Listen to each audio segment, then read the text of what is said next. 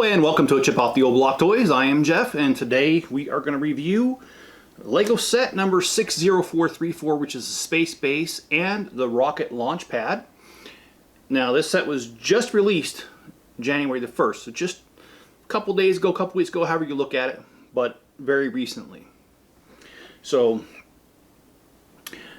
at a Chip Off the Old Block Toys, our reviews consist of 6 things. Or ratings, I should say. And those ratings are value, creativity, playability, ease of build, and part out value.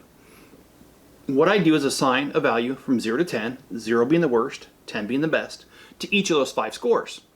The 6th one is where we average those first 5 and give you an overall ranking. That way you can look at my other videos and say, oh, that one was only a 6, this was an 8 point what? Oh, the 8 point whatever is better than the 6, or, you know, comparatively. So let's go ahead and let's jump in the video, but before we do that, I should tell you that this set retails for $139.99.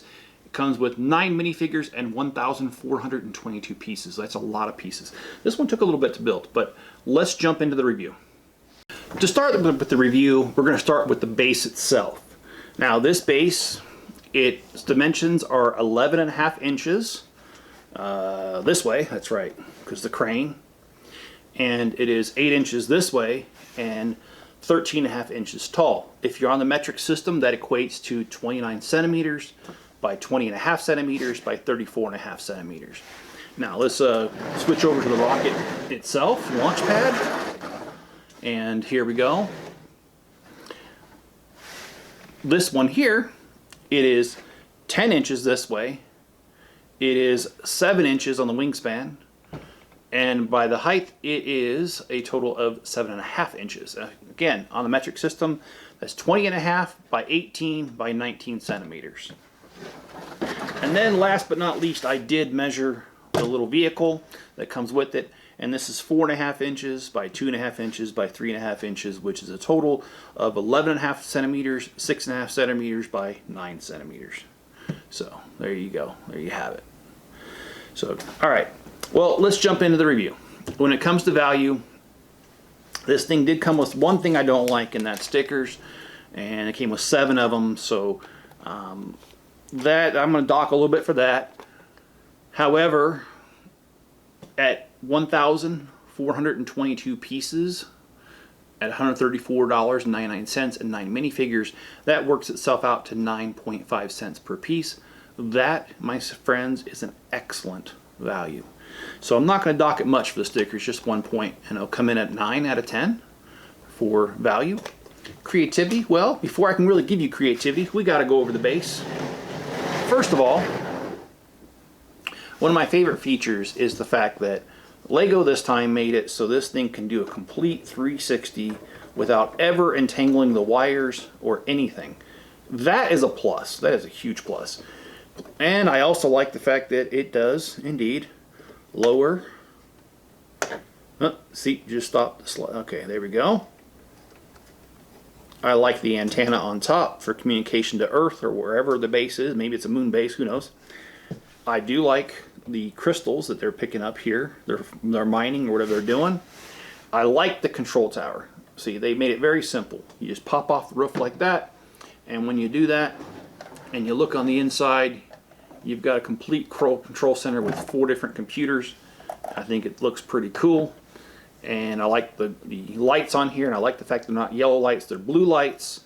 So it's a Kmart blue light special. Just kidding, if you're old enough you understand what that means, but I'm only joking around. It really isn't. I like the exterior of it. I like how it has these things here, these stabilizers, and not only are there stabilizers once it lands, oftentimes if you look at some of the space things that have been made, these things are actually have small boosters in them so that it softens the landing when they planted the thing on wherever it's at. Also on the outside, I like these supports. I don't know what color this is because it's not quite orange, it's not coral. It's a newer color that I could not find online just yet because the inventory for this set has not been approved. It's pending, according to Bricklink. So, sorry I don't have that information, but this is kind of too new to know. I do like the outside. I like how this door right here goes like this, and I like the stripe pattern of the tiles on there. I also like the airlock on this side and how it opens up. It has the little wheel there to tighten it and let it down. It doesn't really, but you know what I mean. And then the other thing is, to make it more playable, they created this where it just slices itself open, and you've got here a thing, and the astronauts or spacemen that come with this, they have corresponding colors, and that's where their backpacks go on here. And so it stores their little tanks and stuff so they don't have to wear it inside. And we've got a little bit of a lab here with a medical bay. Got a microscope. And then on this side, we've got a little eating area with a table and a little sandwich there. Looking pretty good. I love these little battery packs they've been using. Let me pull this off so you can see. Several, including the vehicles, have these in the rocket launcher. So I think that's pretty cool. And that is just the space part of it. We've got other parts to look at as far as creativity. And let's bring over the launch pad. And on the launch pad, we've got the launch pad itself. It comes with a battery. So does the little spaceship. This little thing opens, so it's like a little container, and they can launch things in and out, like maybe a little satellite or something. And then it doesn't launch or anything. It's just, you know, held on there by gravity. And I like the fact that they have arrows. And at first, my first impressions were, why do they have arrows? I mean, come on, like they're going to launch it the other way into the moon or wherever it's at. And I didn't think it needed arrows. But then I remembered some of the people I've worked with over the years. And I got to be honest, the arrows are needed. That's all I'm going to say. I'm not going to call anybody out on that. But this is a cool little spaceship that's separate. And in addition to that, for creativity, we've got this little guy here. Not much to it. The top does come off so that these guys can get in there. And of course, I tell you that, and it doesn't want to come off, but it did. And you can put a little space guy in there, shovel, and a pickaxe there. And then they've got part of the terrain of where they've landed. And this little thing does pop off, so you can see that there, the little gem there that they're trying to mine, or whatever they're trying to do, I don't know. And another one of those mineral mine things they're going after right there. And also part of creativity, we're going to talk about the figures here. Unfortunately, I have to be honest with you, there is no information online. I looked at Bricklink, the inventory's pending. Brickset doesn't have anything, and neither does Brick Economy. So, and I also checked the Lego website. It just says 6 spacemen. So, I don't know what to tell you about that. But we've got 6 of them. 2, 3, 4, 5, 6, and he seems to be the leader. This robot that is brick built with a little battery on the back of it that keeps him from being able to stay in, upright. He is considered a minifigure according to Bricklink, or the Lego website, excuse me. So whatevers, that just is what it is. And then we've got these 2 little spacemen that, although they don't connect to a stud, the way they've spaced these little leg things, they actually do kind of hug a stud. So they do stay upright pretty easily, but they also knock over pretty easily. But that's the beauty of it. We've got a total of 9 figures here. So you do that plus the piece count, or I'm sorry, not piece count, we already did that. You do all this other stuff that I've talked about with the launch pad and all that. I'm going to give creativity a 10 out of 10. And also, as you can see, playability would be 10 out of 10 because you've got so many figures. You've got a vehicle, you've got a launch pad, you've got a little space shuttle thing, you got everything. I mean, there's enough here for playability. Ease of build, however, I have to say, the ease of build's a different story. I go off of what my granddaughter could do, and she's 5. She's going to be 6 soon, but